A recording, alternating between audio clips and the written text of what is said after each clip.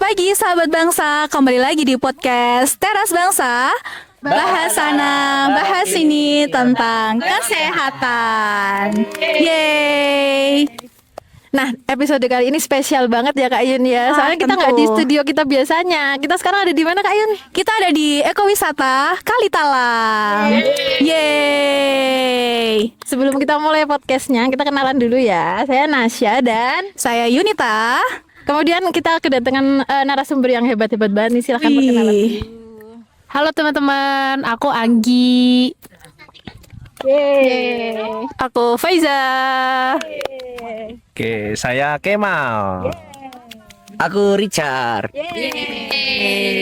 Nah, Kanasya, kali ini kita mau bahas tentang apa sih? Mau bahas yang sepertinya sering lagi FOMO nih, pada FOMO nih ya.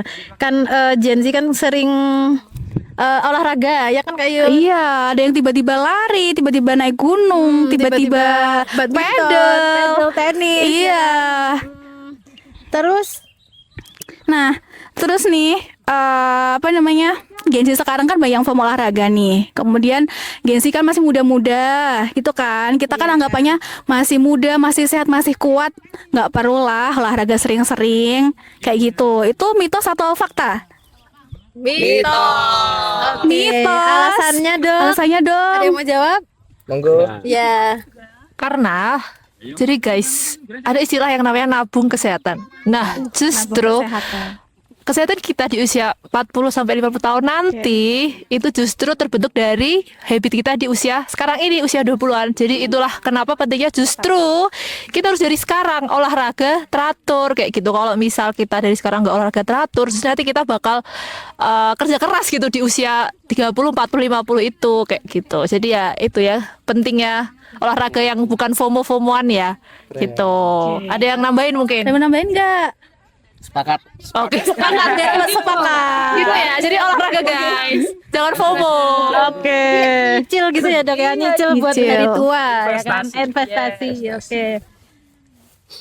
Terus kalau misalnya kita sibuk nih kan kerjaannya cuma duduk di depan laptop atau misalnya main HP nih kan anak Gen Z zaman sekarang, itu efeknya buat tubuh dalam jangka panjang tuh apa sih? Oke. Boleh. Jadi Jin jawab ya Kak ya. Jadi kalau Gen Z memang banyak yang kantoran, banyak yang apa namanya kerja di depan laptop gitu, di kantor gitu ya. Dan memang secara ilmiah itu bisa dijelaskan dan valid bahwa akan berdampak pada kondisi tubuh kita gitu. Yang paling jelas karena di depan laptop ada screen layar di situ. Kalau memang jangka panjang nanti atau apa namanya screen time-nya itu panjang, kita bisa mengalami, Gen Z itu bisa mengalami yang namanya CVS atau Computer Vision Syndrome. Jadi dia adalah kumpulan gejala yang mana intinya adalah kelelahan mata akibat komputer gitu. Jadi nanti bisa pandangannya kerasa kabur, terus nanti cekot-cekot, pusing dan lain sebagainya gitu.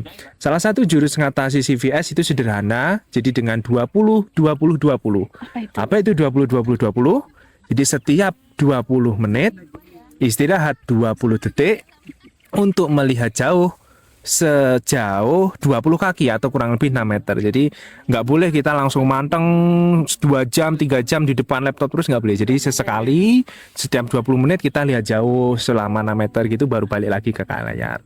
Itu yang pertama. Terus yang kedua, selain mata, di postur tubuh khususnya kalau misalnya posisinya tidak ergonomis, nah yang paling sering dikeluhkan ini biasanya ini Gen Z menyebutnya ini apa namanya ya, kaum sepuh, kaum jompo, kaum jompo itu terjadi yang namanya LBP atau low back pain alias boyoen. Nah, jadi posisinya nggak enak, layarnya terlalu tinggi, terlalu rendah, kita bungkuk terus dan lain sebagainya, nanti boyoen. Nah itulah yang harus kita perhatikan dan harus kita pahami bahwa posisinya harus bagus, terus supaya nanti kerjanya nyaman dan juga tidak menimbulkan efek yang untuk kesehatan gitu Kak, paling gitu aja. Oke, terima kasih jawabannya Dokter Kemal. Kemudian kita kan tadi udah membahas kalau Gen Z tetap perlu olahraga dari dini ya. Kemudian sebenarnya ada nggak sih kayak misal standar minimal sebaiknya olahraga misal sehari berapa menit atau seminggu berapa kali sih kayak gitu? Monggo siapa mau jawab? Boleh. Oke, Dokter Faiza. Jadi menurut WHO nih ya standarnya, kita itu target ya 1 minggu atau 7 hari itu olahraga selama total 150 menit. Nah tapi kan banyak nih, jadi kita bagi aja selama seminggu atau 7 hari. Nah 150 ini kalau misalnya kita bagi bisa 30 menit per hari itu selama 5 hari. Jadi kalian punya rest 2 hari kayak gitu. Pun selama 1 hari 30 menit itu bisa kalian variasi. Maksudnya nggak harus tiap hari lari gitu kan, nggak harus. Atau kayak tiap hari trekking gitu nggak harus juga, tiap hari pedal gitu nggak harus juga, bisa kita variasikan. Nanti kita bahas juga ya olahraga apanya kayak gitu ya. Itu Terus kembali lagi nih Dok, karena tadi Genzi kan agak sibuk ya nih, terus nggak punya waktu kalau misalnya mau ke gym atau olahraga yang lain. Nah olahraga yang paling worth it buat dilakukan di rumah tuh apa sih? Siapa boleh? Izin menjawab ya, mungkin dari sisi untuk olahraga yang bisa dilakukan di rumah itu bisa kita melakukan hal-hal yang simpel ya, seperti kita kan sudah bisa memanfaatkan kecanggihan teknologi, salah satunya yaitu kita bisa memplay di YouTube atau di video-video yang workout seperti yang biasa-biasa di internet itu, supaya kita bisa melakukan at least minimal olahraga-olahraga di setiap hari yang olahraga ringan ketika kita tidak bisa melakukan olahraga di gym atau di luar seperti itu. Oke, mantap sekali. Terus dulu kan sempat ada tren minimal 8.000 sampai 10.000 langkah per hari. Itu sebenarnya kayak cuman tren-tren aja atau menyehatkan juga atau gimana sih, Dok? Mungkin aku bantu jawab ya, kalau misalnya tren 8.000 10.000 langkah itu per hari, memang zaman dulu itu ada sebagai trik marketing dulu tuh trik marketing kampanye, aku juga lupa sebuah produk untuk 10.000 langkah. Dan 10.000 langkah tersebut itu memang banyak ya digunakan sama orang-orang sebelum kita yang mungkin sudah bukan Gen Z lagi lah, yang zaman-zaman dulu gitu. Tapi ternyata banyak guys manfaatnya kalau untuk jalan 8.000 sampai 10.000 langkah itu, karena kita jadi mencapai ada pergerakan yang lumayan banyak gitu untuk dalam sehari, walaupun itu jalan atau lari, jadi menambahkan daily activity sehari-hari. Apalagi terutama teman-teman yang memang kayak tadi tuh kerjanya kantoran, nggak banyak gerak untuk kerja sehari-hari, untuk minimal mencapai 8.000 sampai 10.000 langkah per hari itu sudah good banget gitu. Walaupun itu dengan intensitas yang sangat rendah ya kalau langkah ya. Begitu. Ada yang mau nambahin mungkin? Udah sih, udah ya. Sepakat. Oke.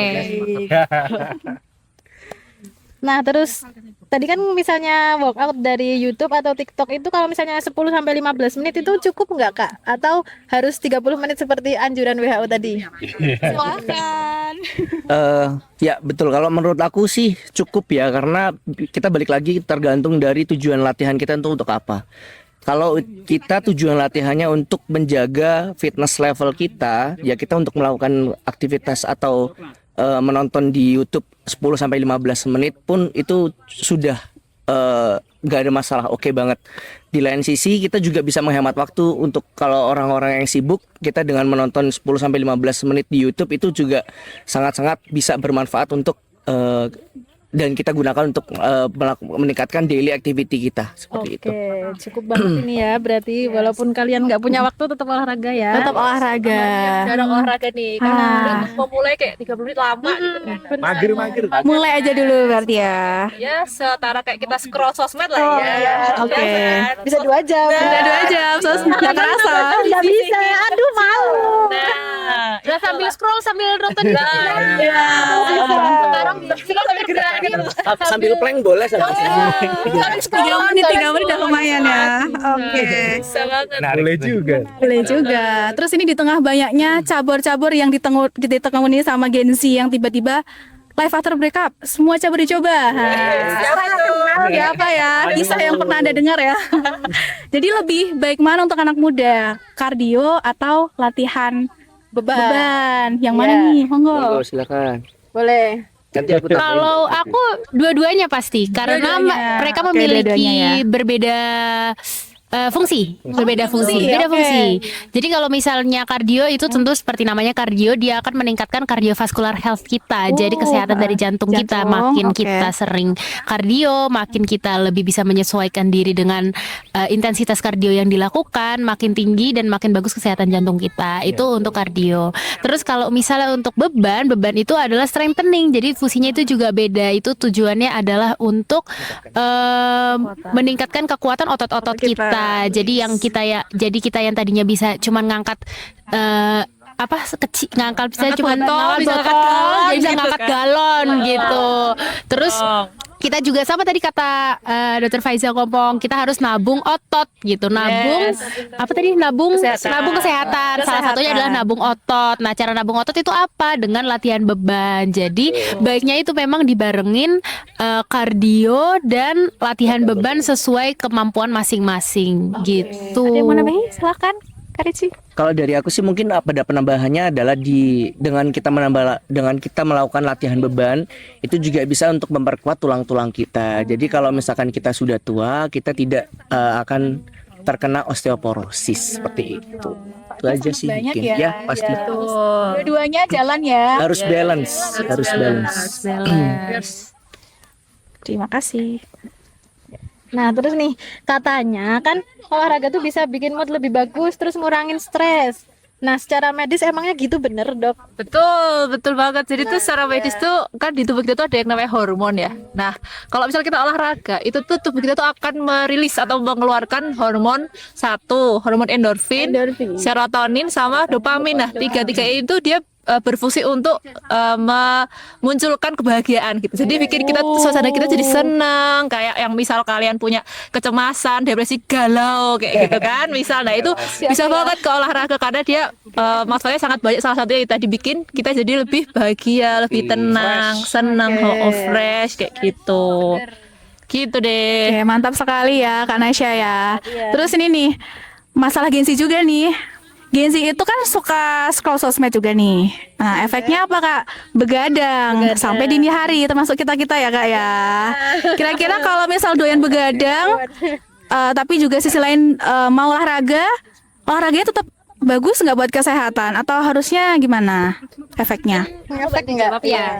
Jadi seperti yang aku tahu ya, kalau misalnya untuk mencapai fitness level yang bagus, itu ada 4 faktor guys. Ada 4 faktor. 4 faktornya itu apa aja?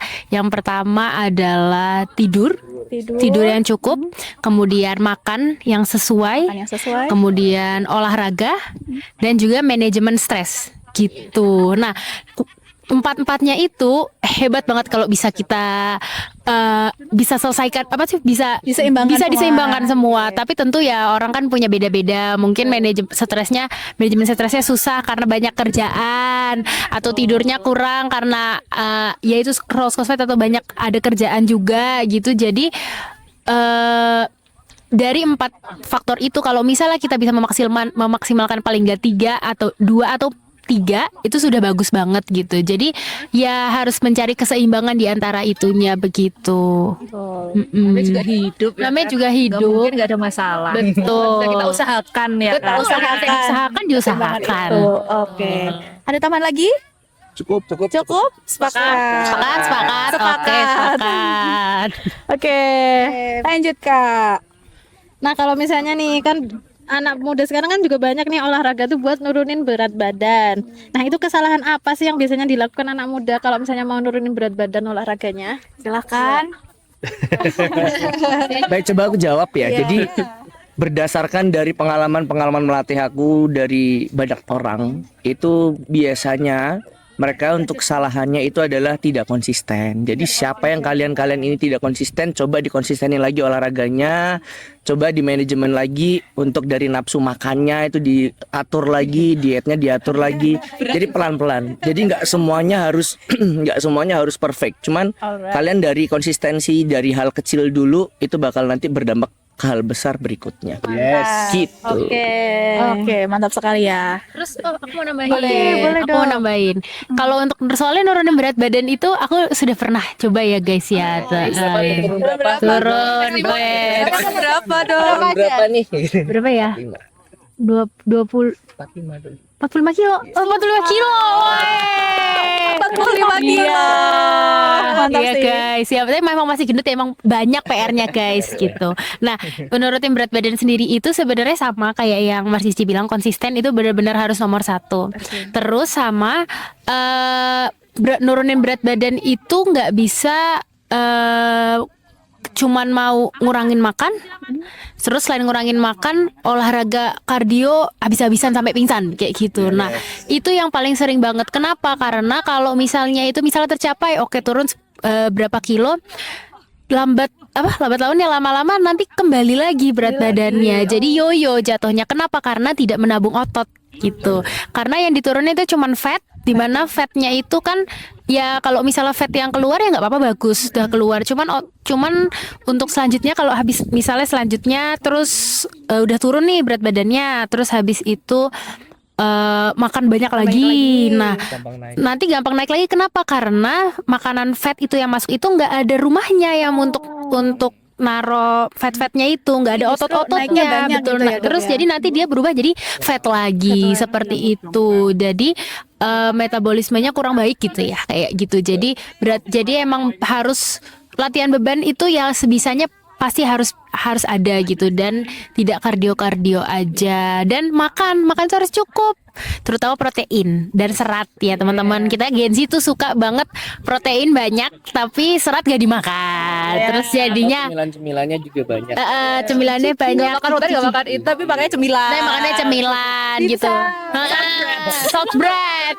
Karena udah kenyang, oke gitu. Seblak itu nggak makan nasi. Nah, bilangnya nggak masuk. Aku nggak makan nasi, kok nggak makan nasi, tapi makannya itu gitu. Sebenarnya nggak apa-apa, cuman memang harus nabung protein itu juga. Jadi harus banyak makan protein dalam sehari itu. Rumusnya gimana, Mas? Apa itu? Protein berapa kali berat badan? Kalau protein itu biasanya disesuaikan dengan tujuan goals masing-masing, tapi kalau untuk menaikkan massa otot itu biasanya 1,6 sampai dengan 2 gram per kilogram berat badan. Tinggal teman-teman bisa hitung sendiri. Iya, dari Berapa dari tuh berat badan kebutuhan masing-masing. teman-teman semua? Betul. Iya. Tolong ya editor ya. Dicatat. Iya, betul. Iya. Ilmu nih. Ilmu baru nih. Betul. Iya. Yes. Sip, berikutnya nih, kadang-kadang tuh kita tuh blur antara konsisten sama memaksakan diri nih. Kadang-kadang kayak mau olahraga setiap hari lah biar cepet kurus, nggak ngerasa capek karena semangat banget kan. Misal life after breakup, Gen Z, ya saya lah Gen Z zaman sekarang, Gen Z zaman sekarang kayak setiap hari aja lah biar cepet kurus, biar cepet body goals, nggak usah ada res-resan lah biar cepet ininya progresnya. Menurut dokter dan kakak gimana? Monggo silakan. Boleh. Ini berarti Setiap hari olahraga. setiap hari olahraga. Oh, setiap hari olahraga. Oh, kalau misalnya emang pada dasarnya atlet ya boleh gitu. Karena udah terlatih gitu dan terukur. Tapi kalau misalnya sebelumnya belum, nih seperti ini ya atlet ya.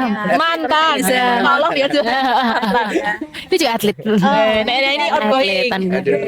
Tapi kalau misalnya ternyata enggak, sebelumnya biasanya jarang olahraga, nggak ngapa-ngapain gitu, ya janganlah guys sampai segitu. Sama seperti tadi, Buat istirahat. kasih badan untuk istirahat. Apalagi kalau misalnya intensitasnya tinggi. Jadi kalau misalnya intensitasnya sedang aja atau ringan aja nggak masalah, tiap hari juga nggak apa-apa. Tapi kalau misalnya memang ada intensitas tinggi, baiknya dikasih rest. Misalnya 1 hari rest dulu, atau besoknya dari intensitas tinggi diturunin jadi intensitas sedang. Kalau emang mau olahraga setiap hari kayak gitu. Terus sama kayak tadi untuk olahraganya sesuai rekomendasi WHO aja kan, 150 kali itu kan berarti 30 menit ya 30 menit per hari 5 hari bukan 7 hari gitu.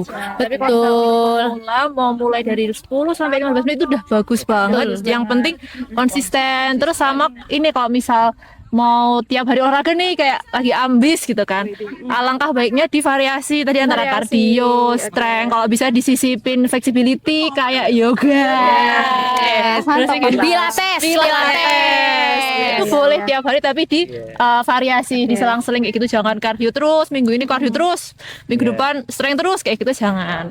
Jadi Kalau- harus seimbang. Oke, maaf ya dok, motong ya. Kalau misal dia nggak tahu kapan berhenti tuh gimana cara tahu tubuh harus berhenti itu gimana dok? Tanda-tandanya. Oke, tanda-tanda kapan sih kita udah harus stop gitu ya? Yang pertama nih, kalau misal kita udah mulai ngerasa ada kayak nyeri dada berat kayak gitu, dada udah mulai sesek Pernah sih. banget kayak gitu. Kalau menggeh-menggeh sih wajar ya, namanya juga olahraga kayak kita tadi naik ke sini kan juga menggeh-menggeh tuh. Nah, tapi kalau udah mulai sesek berat, mulai nyeri dada, mulai pandangannya kabur sampai gelap kayak gitu, mau pingsan kayak gitu, atau dada itu berdebar-debar tapi kenceng banget sampai yang mengganggu kayak gitu. Nah, itu kita wajib waspada kayak gitu, wajib mikir apakah ini memang sudah saatnya istirahat dulu kayak gitu. Apakah ini Toh saatnya? istirahat itu bukan hal yang salah kok kayak gitu kan, namanya hidup tuh secukupnya gitu.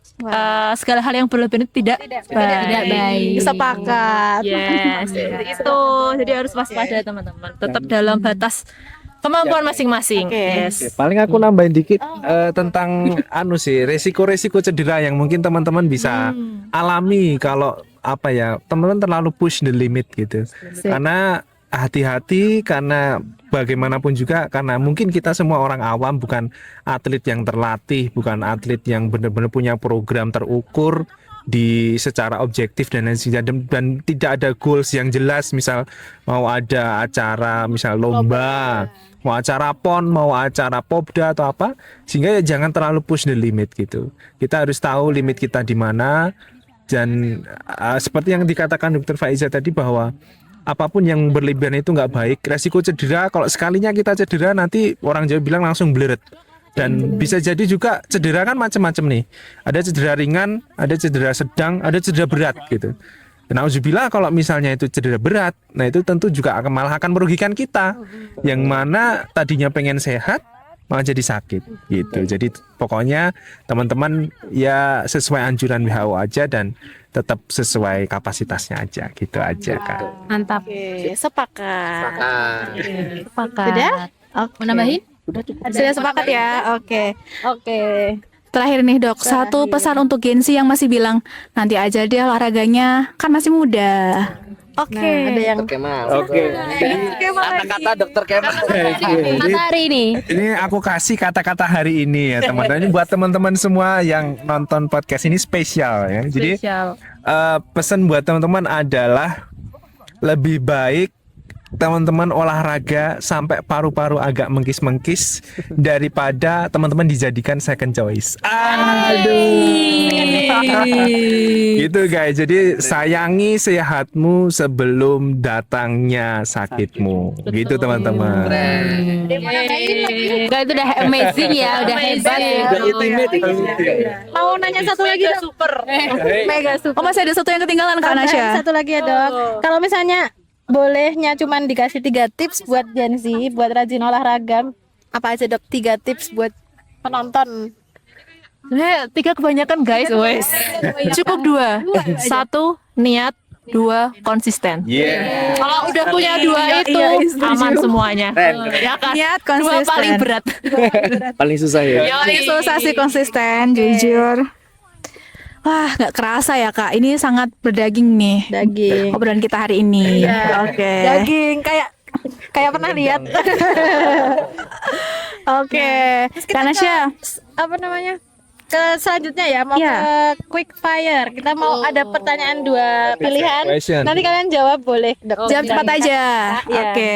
Kak Yun dulu. Oke. Gym atau jogging? Bareng. Bareng aja. Ulang ya. 2, 3. Ulang ya. Oke, ulang. Oke. Aku itu 1, 2, 3 gitu baru jawab ya. Gym atau jogging? Jogging. Oke, langsung aja berarti nggak jogging. Satu berarti. Iya. Lupa nggak usah dihitung berarti. Ulang. Nggak usah dihitung berarti ya. Dihitung. Hitung. Oke. Gitu. Gym atau jogging? 1, 2, 3. Jogging. Ini kok gak ada. Tidak dua-duanya. Dua-duanya. Jadi aslinya gini guys ya. Aslinya gini guys. Gak boleh dicontohin. Jangan dicontoh ya guys ya.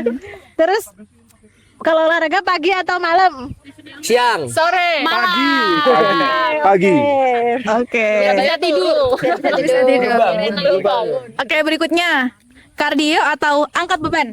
Angkat beban. Kardio. Wih, beda sendiri nih Dokter Kemal ya.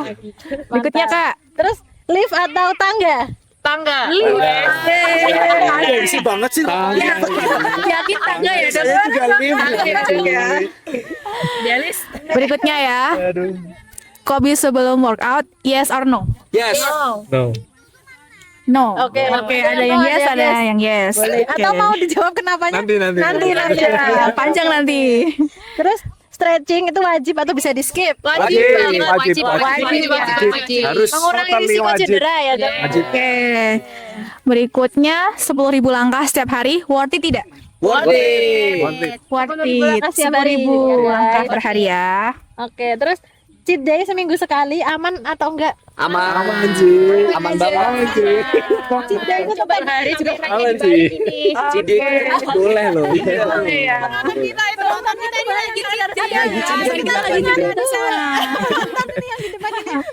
Oh, nggak terasa ini. Karena saya nggak terasa udah setengah jam kita ngobrol tentang olahraga. Terima kasih pada narasumber keren kita. Tepuk tangan dulu.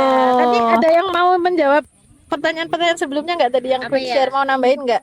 Yang kopi kali ya, yang kopi. boleh. Yang kopi. Kalau yang kopi sebenarnya tergantung toleransi orang. Karena kan kalau misalnya orang kalau kopi itu kan ada kafeinnya ya. Ada Dan kafeinnya, kafeinnya itu betul.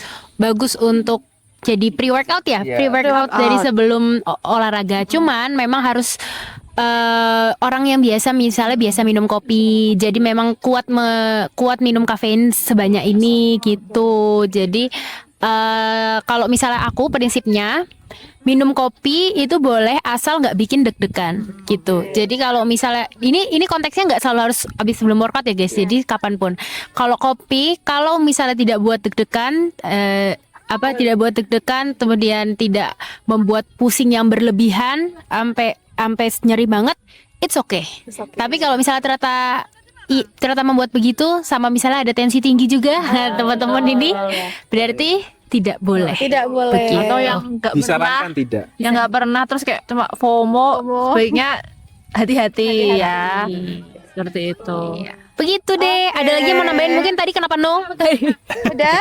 Oke. ada Kemal. Kalau aku no ya karena sebenarnya lebih ke preferensi pribadi guys. Jadi memang kalau aku sih bukan tim kopi pre-workout gitu karena memang takutnya asam lambungnya naik gitu. Asam lambung. Ya, untuk teman-teman yang memang ada riwayat asam lambung sih, aku rekomen sih enggak gitu, enggak minum kopi ya karena bisa jadi udah dari rumah udah niat, udah persiapan Udah gitu, semangat ya kan? udah semangat sampai sasana sampai gym ngopi dulu, tapi Asam perutnya lambung. sakit, asam lambung, nggak jadi nge-gym kita kan gitu. Jadi ya cuman karena itu aja sih, cuman ya apapun itu memang sebenarnya kopi itu bisa bahkan meningkatkan kesehatan jantung asalkan diminum 3 sampai 4 cangkir per hari, tidak berlebihan, sehingga kalau memang teman-teman cocok dengan itu teman-teman boleh konsumsi. Tapi dengan catatan kopi Dengan aja, catatan kopi tanpa gula. aja. Yes. Tanpa gula, tanpa susu, Betul. tanpa boba.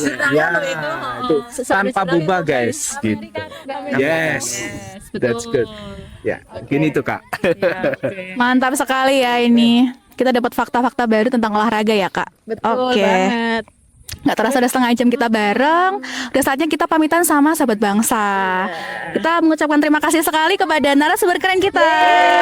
Yeay. Ini Atlet semua ini. karena sering olahraga. Betul sekali. Ya. Tapi beneran ada yang kita ya. atlet guys. Beneran atlet. Oke, kita akhiri sesi podcast hari ini. Jangan lupa like, komen, dan subscribe. Share juga. Sampai ketemu lagi di podcast Teras Bangsa. Bahas sana, bahas sini tentang kesehatan. Yeay. Bye-bye. Coba dibalik kameranya. Balik dulu.